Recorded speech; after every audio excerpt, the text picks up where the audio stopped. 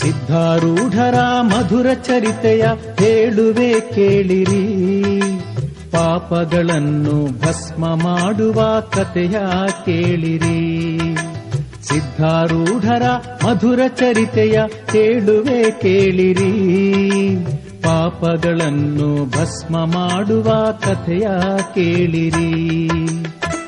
ಮೊದಲನೆಯ ಅಧ್ಯಾಯದಲ್ಲಿ ಗುರುನಾಥನ ವಂದನೆ ಮಾಡಿ ಚತುರ್ವಿಧ ಅಧಿಕಾರಿಗಳ ಲಕ್ಷಣ ನಿರೂಪಿಸಿ, ಎರಡನೆಯ ಅಧ್ಯಾಯದಲ್ಲಿ ಸದ್ಗುರು ಸಿದ್ಧರ ಜನ್ಮವು ವಿಚಿತ್ರ ಬಾಲ ಕ್ರೀಡೆಯ ತೋರಿಸಿ ಜನರಿಗೆ ಬೋಧಿಸಿ, ಮೂರನೆಯ ಅಧ್ಯಾಯದಲ್ಲಿ ಸದ್ಗುರು ಭೀಮ ಸೋಮರು ಗುರುಶೋಧನೆಗೆ ಹೋದಾಗ ಕಷ್ಟದಿ ಬಿಟ್ಟು ಹೋದರು, ನಾಲ್ಕನೆಯ ಅಧ್ಯಾಯದಲ್ಲಿ ಗಜದಂಡ ಸೇವೆಯ ಮಾಡಿ ವಾದದಿ ಸುಬ್ಬಯ್ಯ ಶಾಸ್ತ್ರಿಯ ಖಂಡಿಸಿ ಸಿದ್ಧಾರೂಢರೆನಿಸಿ, ಐದನೆಯ ಅಧ್ಯಾಯದಲ್ಲಿ ತೀರ್ಥಯಾತ್ರೆಗೆ ಹೋಗಿ ಚಿಂತಾಮಣಿಯ ಆಶ್ರಮದಲ್ಲಿ ವೇದಾಂತ ಬೋಧಿಸಿ,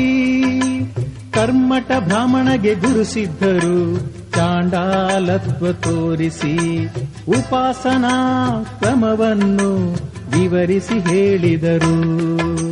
ಆರನೆಯ ಅಧ್ಯಾಯದಲ್ಲಿ ಬ್ರಹ್ಮಾತ್ಮೈಕ್ಯತೆ ಬೋಧಿಸಿ ದೀಕ್ಷಿತನಿಗೆ ಮಹಾವಾಕ್ಯಾರ್ಥ ಶಂಕಾ ನಿರಸನ ಮಾಡಿ, ಏಳನೆಯ ಅಧ್ಯಾಯದಲ್ಲಿ ಸಿದ್ಧರು ಗೋಕರ್ಣ ಕ್ಷೇತ್ರದಲ್ಲಿ ಸಾಧುಗಳ ಮುಖದಿ ಪರಮಾತ್ಮ ತೃಪ್ತಿಯ ಹೊಂದುವನೆಂದನು.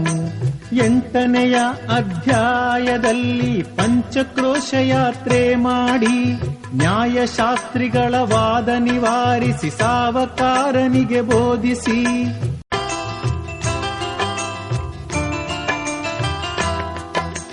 ಸಿದ್ಧಾರೂಢರ ಮಧುರ ಚರಿತೆಯ ಹೇಳುವೆ ಕೇಳಿರಿ, ಪಾಪಗಳನ್ನು ಭಸ್ಮ ಮಾಡುವ ಕಥೆಯ ಕೇಳಿರಿ. ಸಿದ್ಧಾರೂಢರ ಮಧುರ ಚರಿತೆಯ ಹೇಳುವೆ ಕೇಳಿರಿ, ಪಾಪಗಳನ್ನು ಭಸ್ಮ ಮಾಡುವ ಕಥೆಯ ಕೇಳಿರಿ.